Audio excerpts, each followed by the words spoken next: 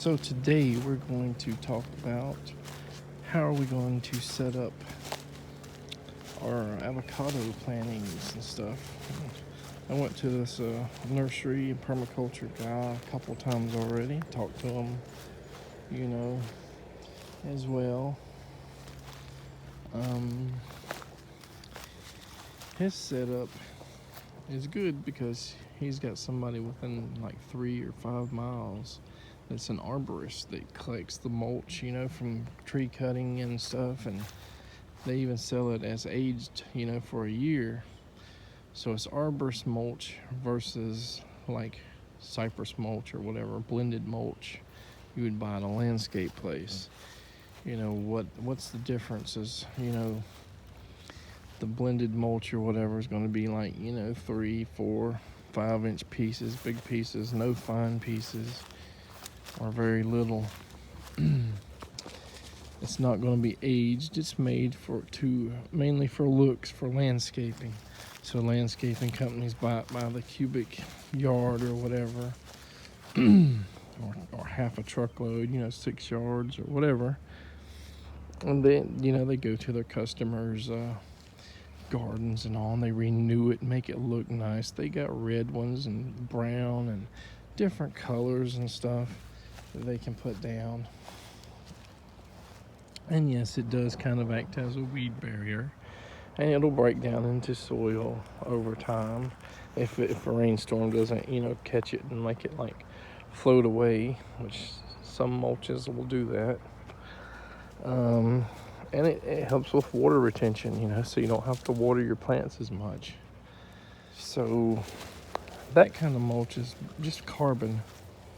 It doesn't have leaves, it doesn't have the smaller twigs that have just been put in a wood chipper. It doesn't have the fine enough like soil like potential of something that's finer and aged. Now, don't get me wrong, if you get a tree company to dump arborist mulch, you're going to get fines and all that. And some people sift the bigger and the smaller stuff and separate it, which sounds like a pretty big job. Check out like the Back to Eden gardening videos and stuff like that for, the guy that kind of found this method of gardening, and he ends up sifting, the mulch. The smaller fines go in his vegetable garden, and the larger mulch goes into his like orchards and stuff like that.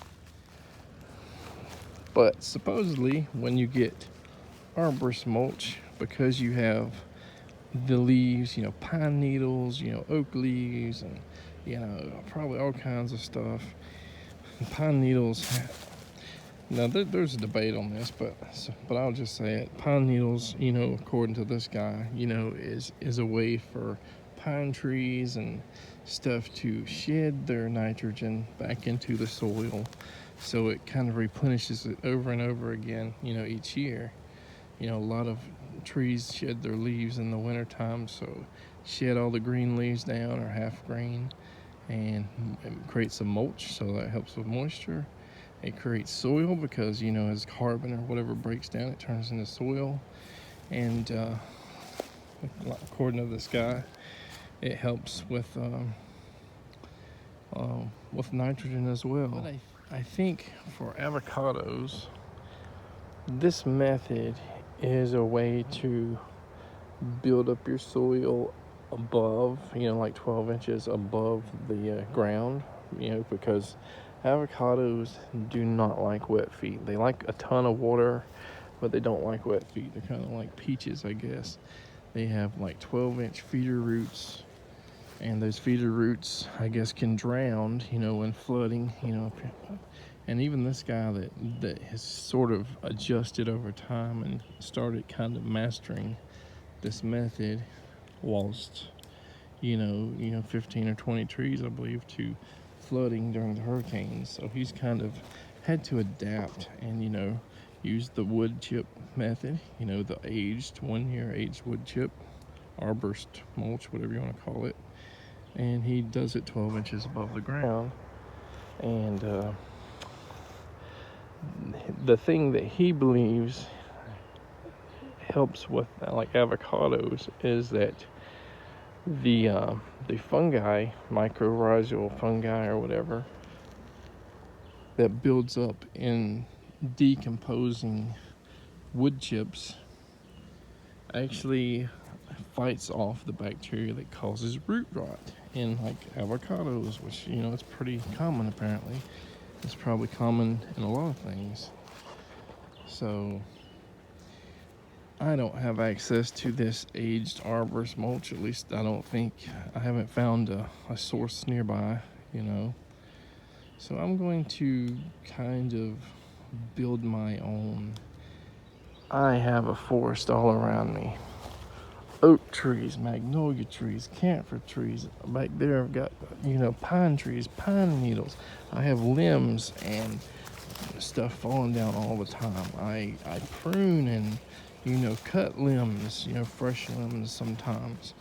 I have like hundreds of feet of trees that, you know, the goats have killed or that fell in the wind or just diseased or whatever. Anywhere between green and fresh to pretty much sawdust. So raking leaves, oak leaves, magnolia leaves, camphor leaves, the pine needles, all that stuff. I can always add the regular landscaping mulch to the outside perimeter or mix it in with the stuff too. And yeah, I also got chop and drop to put on the top. You know, you can build a mound doing like the hugelkultur method, which is actually, instead of building soil up, you know, composting up. You're kind of composting in the ground, which, you know, that's a different thing. Some people say doing that would be considered more of a bacterial, you know, compost versus a mycorrhizal mushroom fungi compost. And for orchards, I guess, you know, fruit trees versus like vegetables, I guess the word is out that they like the carbon on top, so your wood chips and stuff on top. So pine needles, you know, big debate whether or not they provide nitrogen, because when they fall on the ground, a lot of times they're already brown. Are they just carbon? Do they have, you know, nitrogen still in them that's going to break down into the soil? I don't know. I do know that, you know, the people that are starting to master this technique a little bit better are saying that it's the mycorrhizal fungi that actually helps stop bacterial root rot in avocados, possibly or probably in other plants. So it's not just about having, I guess, massive amounts of nitrogen in, you know, your decomposing compost wood chips or whatever. So your flood zone, you know, you want above the flood zone to help make sure the feeder roots aren't, you know, drowned out or whatever. You want that mycorrhizal fungi to help fight off the bacteria that causes root rot and give, you know, it kind of, and over time it creates soil as it, you know, composts down. And you can always put green compost or green, you know, chop and drop, or green manure as they call it, on top and have, you know, extra nitrogen or whatever. Whether or not this method works for me, doing it this way, or if it's better or worse, I mean, we have no idea. I do know it's going to be a long, hard process to build up these mounds. And it's heat of the summer is going, not even here, it's not even June, and it's already 90 degrees Fahrenheit. And it might be, you know, 99, 100 degrees this summer. You never know. But even if it's 90, 92, it's too hot for me. So I'm just gathering my thoughts on this subject here, and when we start working on it, we have to figure out where we're going to put the mounds. You know, is this location prime? You know, using that method may actually allow me to bring it back into the wetlands more, you know, where it's more wet. I might put it 14 inches, you know, above the ground instead of 12 or something. Because, you know, our best location that has the most well draining soil and stuff has limited space for trees. All right, that's it for this episode.